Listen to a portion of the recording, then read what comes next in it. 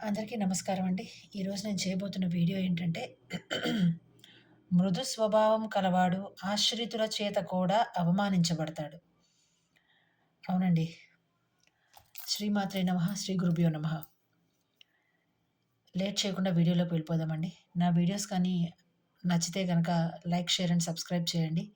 మీరు చేసే ఈ యొక్క లైక్, షేర్ అండ్ సబ్స్క్రిప్షన్‌లు నా వీడియోస్ ఇంకొంతమంది చూడ్డానికి ఉపయోగపడతాయి. ఇంకొంతమందికి షేర్ అవ్వడానికి ఉపయోగపడతాయి. లేట్ చేయకుండా వీడియోలోకి వెళ్ళిపోదామండి.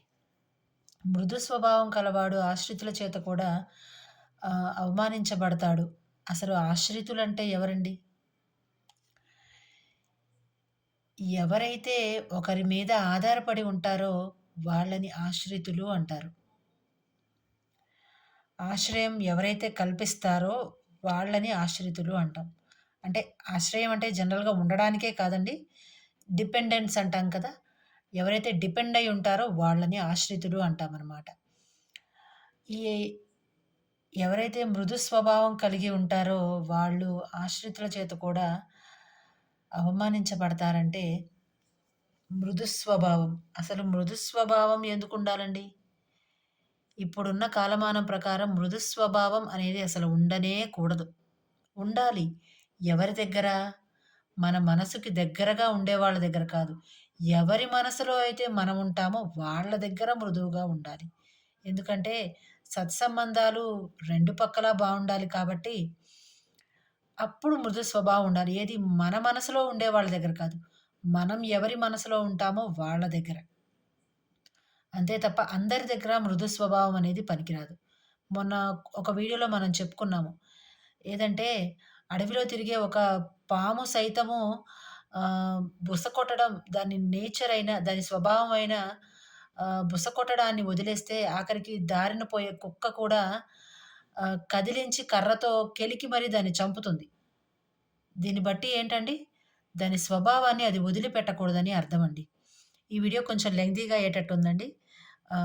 నేను వీడియోలో అప్‌లోడ్ చేస్తాను. దీన్ని దయచేసి చూడగలరు నచ్చితే గనక. అలాగే మృదు స్వభావం అది అందరి దగ్గర ఉండకూడదండి. ఆ మృదు స్వభావం అనేది. ఏదైనా సరే మనం ఏదైనా చెయ్యగలము పని అనుకున్నప్పుడు, ఆ పనిని ఎవరైతే పని కోసం వస్తారో, ఆ అవసరం కోసం వస్తారో వాళ్ళకి అవసరమా? లేకపోతే అవసరం తీరాక వదిలేసేవాళ్ళా అని తెలుసుకొని మనం వాళ్ళ దగ్గర బిహేవ్ చేయవలసి ఉంటుందనమాట. వచ్చేవాళ్ళు ఆశ్రితులు అంటే మన డిపెండెన్స్ అయినా అయ్యుండొచ్చు. మన మీద ఆధారపడి బ్రతికే వాళ్ళైనా సరే అయ్యుండొచ్చు. అలాంటి వాళ్ళకైనా సరే వాళ్ళు కరెక్ట్ అయిన ఆహ్, క్యారెక్టర్ కాకపోతే గనక వాళ్ళకి నో తప్పేమీ లేదండి. ఎందుకంటే పెడుతున్నది మీరే అయినప్పుడు ఆహ్, అలాంటి వాళ్ళు మంచివాళ్ళా? కాదా? వాళ్ళందుకు అర్హులా? కాదా? అని తెలుసుకొని మనం పెట్టడమో, లేదంటే వాళ్ళ దగ్గర బిహేవ్ చేయడమో అనేది ఆధారపడి ఉంటుంది. నిర్ణయం తీసుకోవడం అనేది మన మీదే ఆధారపడి ఉంటుంది. ఎందుకంటే ఆహ్, వాళ్ళు మన మీద డిపెండ్ అయ్యి ఉన్నారు. మనం వాళ్ళ మీద డిపెండ్ అయ్యలేం కాబట్టి ఆహ్, ఎలాంటి వ్యక్తి అయ్యుంటారు అనేది తెలుసుకోవాలి. అలాగే ముందు మనము అందరి దగ్గర మృదువుగా బిహేవ్ చేయడము, అందరి దగ్గర ఎలాగా కనిపిస్తుందంటే చేతగాని వాళ్ళు, "నువ్వు చేతగాని దానిలా మిగిలిపోయావు" అనే మాట వస్తుందండి. ఆ మాటని దయచేసి రానివ్వద్దు. ఆ మాట రావడం మొదలైందంటే, ఎదుటి వాళ్ళు మనల్ని అంటే మన వల్ల అవసరం ఉంది వాళ్ళకి. మన మీద ఆధారపడి ఉన్నారు. బట్ అయినా కానీ మనల్ని అవాయిడ్ చేస్తారు. అవసరం కోసమే మన దగ్గర ఉంటున్నారు.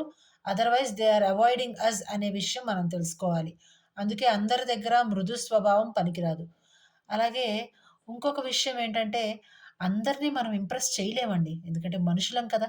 అందరి మనసుల్లో ఏముందో దూరి తెలుసుకోగలిగినంత ఆహ్, కెపాసిటీ అందరికీ ఉండకపోవచ్చు. సాక్షాత్తు భగవంతుడే అందరినీ సాటిస్ఫై చేయలేడు. సాక్షాత్తు కృష్ణ భగవానుడే అందరిని సాటిస్ఫై చేయలేకపోయాడు. అవును కదండీ! సత్యభామని ఆయన సైతం సాటిస్ఫై చేయలేకపోయాడు.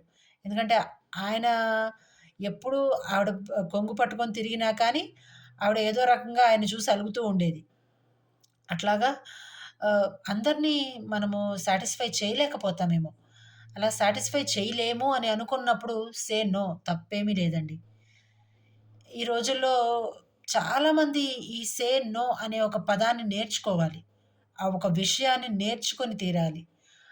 అయ్యో! ఏమైనా అనుకుంటారేమో, లేదంటే మన గురించిన తప్పు అభిప్రాయం వస్తుందేమో మన మీద అనే ఒక ఉద్దేశంతోనో, మొహమాటంతోనో, అయ్యో! మన మన వాళ్ళకి మన వాళ్ళ తరపు వాళ్ళేమో చూడాలేమో, లేదంటే మన భార్య తరపు వాళ్ళేమో చూడాలేమో అనే ఒక మొహమాటం కొద్దీ కొన్ని పనులు తప్పనిసరైన నెత్తి మీద భారంలా వేసుకొని చేస్తుంటామండి.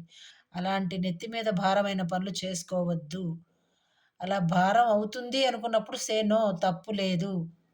ఈ రోజుకి ఇంతేనండి. నమస్కారం.